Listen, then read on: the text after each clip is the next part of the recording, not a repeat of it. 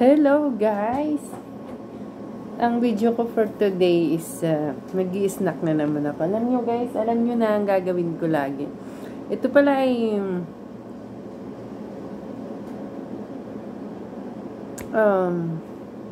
watermelon. So I have 2 bread. Hindi na ako nagluto ng kung ano-ano but halagyan ko na lang siya ng tamad ako magawa ng sunny side up. And tamad si Ibi ngayon maggawa ng ayan yung aking bread lang naman yun guys. Tamad si Ibi guys maggawa ng sunny side up na egg. And tamad si Ibi ngayon magluto ng French fries. So, ang naisipan na lang ni Ibi ay magawa ng shake, watermelon shake, at saka ito yung ano pa to?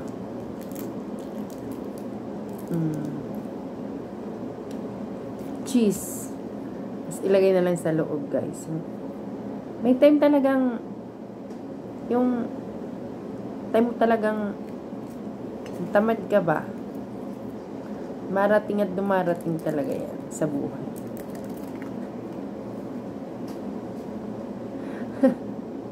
Ang katamaran ba? Minsan dumarating yan talaga sa buhay. Hindi talaga hindi talaga maiwasan.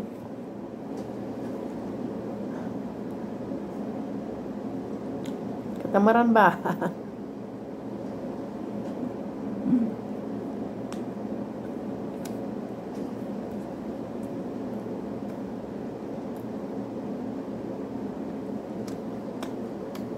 Masarap guys yung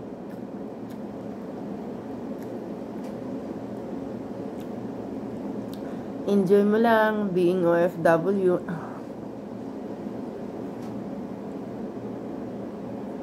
Masyadong seryoso sa buhay.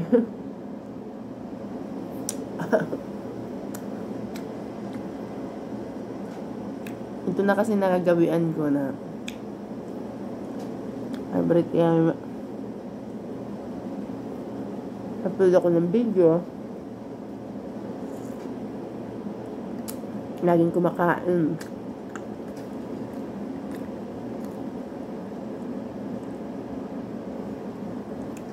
Kaya kulang na lang ang pagtaba.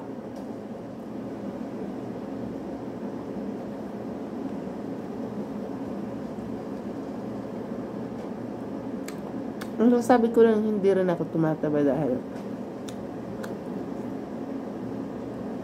alam nyo guys, every morning nagwo-workout ako. Hindi man sa workout na nung workout na sabi nila pupunta ka sa gym, hindi.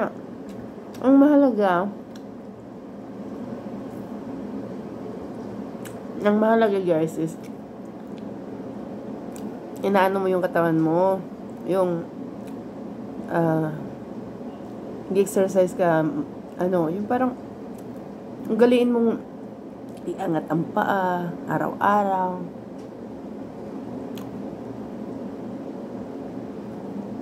Boost up araw-araw. Sabi mo na hindi yung push na hard nga. Pero may sinasabing with harmonious and love. Kasi mahirap yung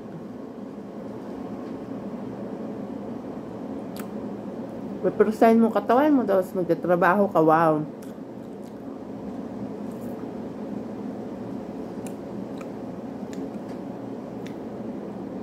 Guys, ganyan lang talagang background ko. Nandito lang ako sa kwarto.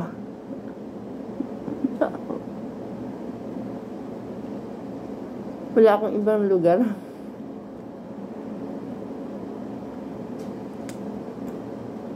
Okay lang sa kusina. Pwede ako mag-video. walang tao. Eh, paano kung may tao? Nakakagawa ko ng video sa kusina. May bago akong niluluto. Hindi naman masyadong masilan si Amon. Bibigyan niya na ako sa aking ginagawa. So, hindi naman ako ayaw ko doon. But ayaw ko lang ng yung, syempre, interruption. Ay! Interruption. Wow. Hindi kaya. Anong tawag doon? Disturbo ba? Malimit nga eh. Gagawa ako dito sa loob ng video. Mag-o-open yung door ko, tapos titingnan ko kung sino. Ano yan? Kahit pa paano kahit pa paano, nandito sa loob ng kwarto ko, hindi ko ginaganyan yung aking camera. May time na gumagawa ko talaga ng video, tapos binabaliktad ko yung aking phone. Kasi syempre pupunta sila doon, tapos makikita sila. So, maganda dito guys, dito sa loob ng kwarto. Kasi, yun nga sabi nila, ba't marami nagsasuggest, ba't sa kwarto ka lagi kumakain? Pwede naman sa kusina. Pero, alam nyo guys, mas comfortable ako dito sa loob ng kusina. Sa loob ng kwarto ko. Narong naman yung sinabi ko. Just me, Marimar. Guys, huwag kayo magsasawa sa kakakain ko guys. Kasi, no choice ako. Ito na lang yung aking videos. Makain ako lagi. Kaya magsasawa sa kakakain ko guys. Alam mo, nag-create na lang ako what I have to eat kasi nga hindi na naman pwedeng lagi na lang yung kakainin ko, tapos papakita ko sa inyo. Sabihin, ano ginagawa itong ng OFW na to? Diyos ko, Lord, guys. Tapos lang nila kumain ng amo ko. And ako naman.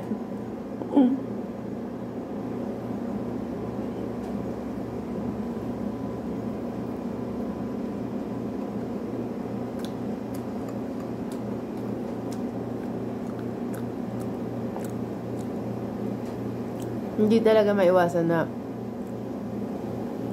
may mag-iistorbo sa'yo. Tingnan mo, pag may time na naggagawa ako ng video, tapos may tatawag sa phone, may tatawag sa ganito, may tatawag sa ganito. So, mas maigi na talaga kung nandito ako sa kwarto kasi nga, kumbaga yung kwarto, sulong-sulo ko siya.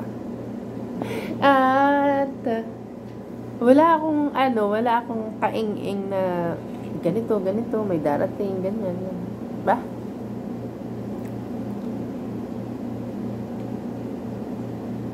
Sabi nga ng iba, kung saan ka comfortable, doon ka.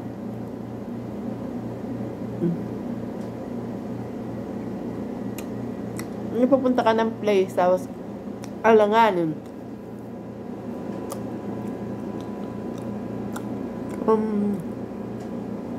May tendency na hindi matuloy yung aking video. Kasi nga, may time talaga na minsan yung phone ko is tinataob ko. Minsan ginaganyan ko para yung ceiling na lang yung makita.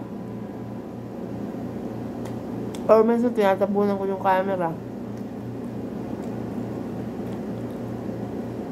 Instead na ganun yung mangyayari, I choose na lang dito sa loob ng kwarto ko. Kasi may kumatok man, may tumawag man, tuloy-tuloy pa rin yung aking video. Sasabihin ko lang, teka lang po, may ginagawa pa ako, kumakain pa ako. Dito naman pag kumakain ako, pag sinabi ko, kumakain ako, hindi na siya nag-uulit tatawagin ka, hindi na. Kasi alam nila kumakain ako. Respeto naman. Kasi sila din eh. Kumakain sila, hindi ko sila inaano. Aba, katulong ah.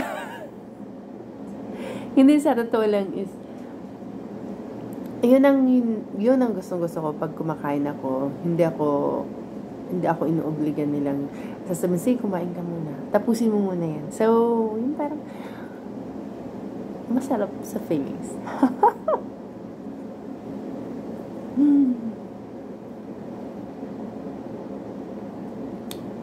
Kaya, kung ganun ang ugali ng employer ko, kahit sino pang mag-utos sa kanilang mga anak, pag kumakain ako, sinasabi kong kumakain ako. So, ibig sabihin na, masarap talagang pakinggan, no? Sasabihin ko, kumakain pa po ako. Mamaya, pag natapos ako, sasabihin, okay.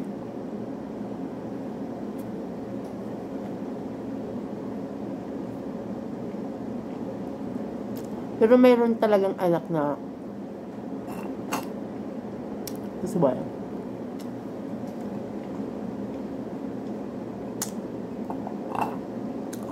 Utusan ka. Wala silang nagagabang kumakain ako. Kaya hindi ako tumatayo. Kasi hindi sila amo ko.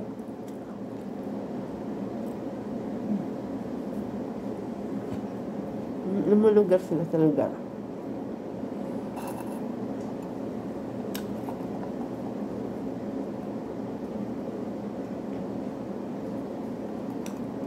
Yun lang masarap, guys.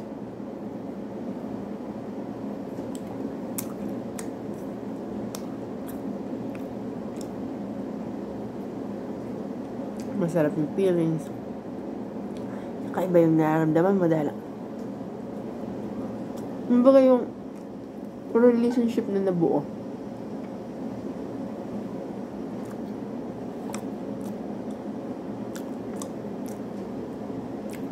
Okay lang, kahit hindi lang sahod.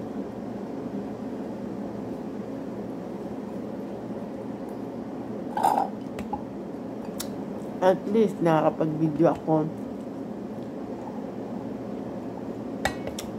May income ako sa YouTube na umita ako kahit pa paano.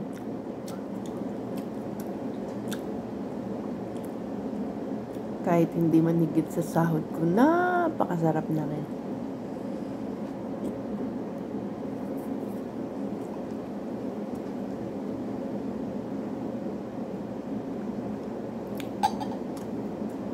Diba guys,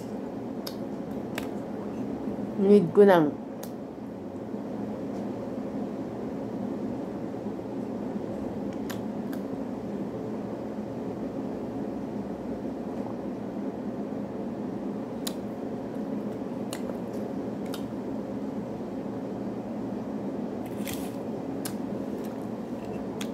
guys, kung bago pa lang kayo sa aming channel, huwag kalimutan ang mag-like, comment, and subscribe.